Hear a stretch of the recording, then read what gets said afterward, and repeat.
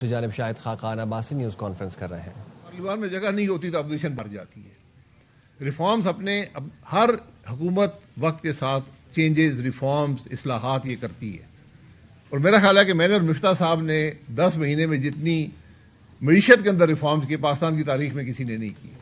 آپ اپنا جو ٹیکس پیمنٹ تھی 2018 کی اس کو نکال کر دیکھ لیں، پاکستان کی تاریخ میں پہلی دفعہ بہت وسیع بنیاد پر ٹیکس ریفارمز کیے گئے۔ جی بھائی بھیا یہ جلسہ نہیں ہے یار۔ آپ نے اس ملک میں 3 مرتبہ وزیر اعظم رہنے والے جو ہے انہوں نے کہا کہ جنہوں نے، آپ بھی پہلے کہتے رہے کہ عمران خان کی جو حکومت تھی اس نے معیشت کی دوائی نکال دی،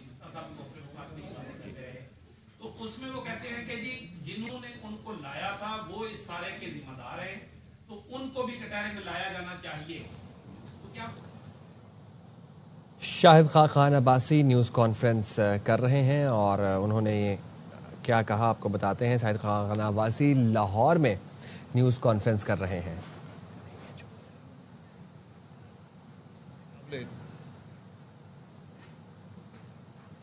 کہ آپ کے احتساب کا نظام ہی ناکام ہے، کیونکہ وہ مخصوص مقاصد کے لیے استعمال کیا جاتا ہے۔ تو آج کوئی یہ کہے کہ میں بری و ذمہ ہوں جو کچھ پاکستان میں ہوا ہے تو میں اس بات کو قبول نہیں کرتا۔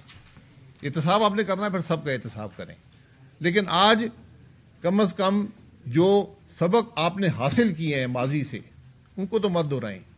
اگر ماضی میں الیکشن چوری ہوتے تھے، آج الیکشن چوری نہیں ہونے چاہیے۔ اگر ماضی میں کرپشن ہوتی تھی، آج کرپشن کو روکنے کی ضرورت ہے۔ آج کرپشن ملک کے اندر بدترین سطح پر ہے۔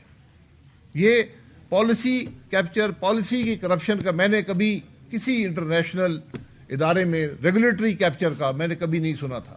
یہ پہلی دفعہ ہے کہ IMF کے جیسے ادارے کی رپورٹ میں یہ بات، اور اس پر بار بار اس پر انہوں نے زور ڈالا ہے کہ یہ آپ کے ملک کے اندر ہو رہا ہے، اس کو آپ اگر نہیں روکیں گے آپ کی معیشت نہیں چلے گی۔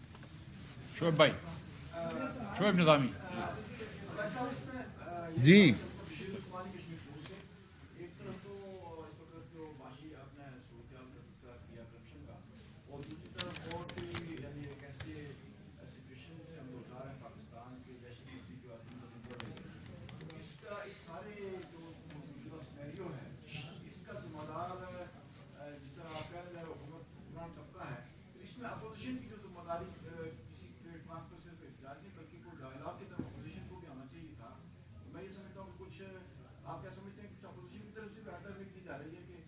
ایک پوائنٹ پہ جو دہشت گردی ہے، جو ناسور بڑھ رہا ہے اور روز کے ممالک سے اختلاف بھی جنم لے رہے ہیں، تو اس تناظر میں آپ کیا کہنا چاہیں گے؟ دیکھیں، ملک کے معاملات سب کی ذمہ داری ہوتی ہے۔ پارلیمانی نظام میں صرف حکومت نہیں ہوتی، اپوزیشن بھی ہوتی ہے۔ دونوں کو اپنا کردار ادا کرنا ہے۔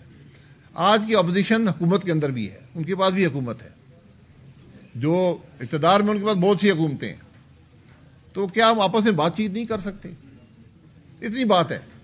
میں بار بار کہتا ہوں، پاکستان میں ڈائلاگ کے علاوہ کوئی حل نہیں ہے۔ آپ کو بیٹھ کر ملک کیسے آگے چلے گا، کیسے ریفارمز ہوں گے، کیا اصلاحات ہم نے کرنی ہیں، یہ آپ کو بیٹھ کر بات کرنی پڑے گی، ورنہ کوئی آگے مجھے کم از کم راستہ نظر نہیں آتا۔ کل بیان بھی دیا ہے، انہوں نے جو ہائبرڈ نظام ہے اس کا دفاع بھی کیا ہے، اور پھر وہیں پر انہوں نے کہا کہ عمران خان صاحب کو جو لانے والے ہیں ان کا بھی جو ہے وہ احتساب ہونا چاہیے۔ تو اس والے سے آپ کی کیا رائے ہے؟ تو میں تو کہہ دیا کہ احتساب سب کا ہونا چاہیے، لیکن آپ کس کس کا احتساب کریں گے؟ آپ ملک چلائیں گے، احتساب ہی کرتے رہیں گے۔ احتساب کے ادارے کے بارے میں IMF نے آپ کو کہہ دیا ہے، ایک انڈیپینڈنٹ ادارے نے بتا دیا ہے کہ آپ کے احتساب کی حالت کیا ہے۔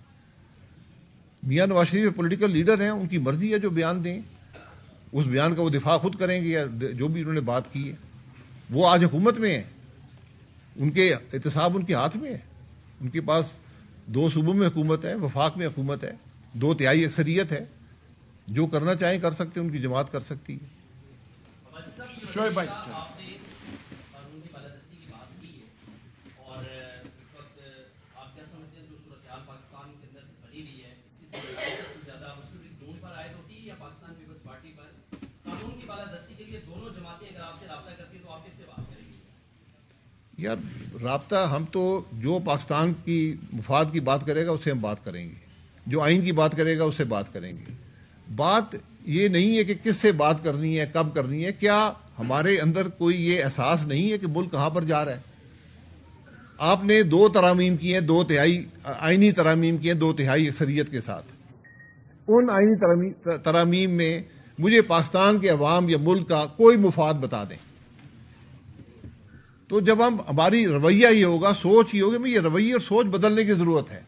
آج ہمارا ملک مشکل ہے، ملک کی بات کریں. ہم اپنی بات کرتے ہیں، اپنے اداروں کی بات کرتے ہیں، اپنے مفاد کی بات کرتے ہیں، اپنی کرسی کی بات کرتے ہیں. ہم بات کرتے ہیں کہ کس طرح مزید طاقت حاصل کی جائے.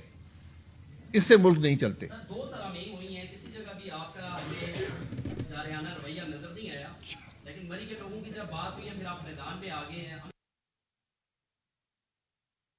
ملک پر ان ترامیم کا پڑے گا، یا 2 تہائی اگر اکثریت ہے تو کیا اس کو پاکستان کی بہتری کے لیے ترامیم کرنے کے لیے استعمال نہیں کیا جا سکتا، یا صرف وہ چند مخصوص مقاصد کے لیے اس کو استعمال کیا جاتا ہے؟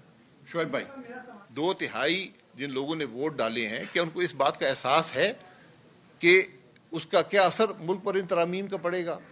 یا 2 تہائی اگر اکثریت ہے تو کیا اس کو پاکستان کی بہتری کے لیے ترامیم کرنے کے لیے استعمال نہیں کیا جا سکتا، یا صرف وہ چند مخصوص مقاصد کے لیے اس کو استعمال کیا جاتا ہے؟ شعیب بھائی. میرا سوال یہ ہے کہ ابھی جیسے کی رپورٹ آ گئی ہماری جو ڈسٹرکٹ پاورٹی اس سے متعلق بھی لیبر فورس سروے بھی آ گیا، IMF کی رپورٹ بھی آ گئی. اس کے بعد آپ کیا سمجھتے ہیں کہ NFC کے فارمولے میں کوئی چینجز ہونی چاہیے، اور اس کے بعد کتنا امپورٹنٹ ہو جائے گا پاکستان میں PFCs بھی اور DFCs بھی؟ دیکھیں، یہ جو NFC کی بات ہے اس پہ ڈیبیٹ کی ضرورت ہے. ہر آئینی مسئلہ جو ہے یہ ڈیبیٹ کے ذریعے حل ہوتا ہے. ہر ایک کی بہت سی رائے سامنے آتی ہیں. جب وہ رائے اکٹھی ہوتی ہیں آپ کو ایک بہتر حل ملتا ہے. اگر آپ ڈیبیٹ نہیں کرائیں گے، نہ اس فیصلے کی کوئی اونرشپ ہوتی ہے، نہ اس کو کوئی قبول کرتا ہے، اور نہ وہ ایک بہتر فیصلہ ہوتا ہے. تو جو یہ جمہوری نظام، پارلیمانی نظام کی خوبصورتی ہوتی ہے کہ اس کے اندر ہر ایک کی رائے شامل ہو، ملک کے اندر ایک وسیع سطح کی ڈیبیٹ ہو، اور پھر یہ فیصلے کیے جائیں.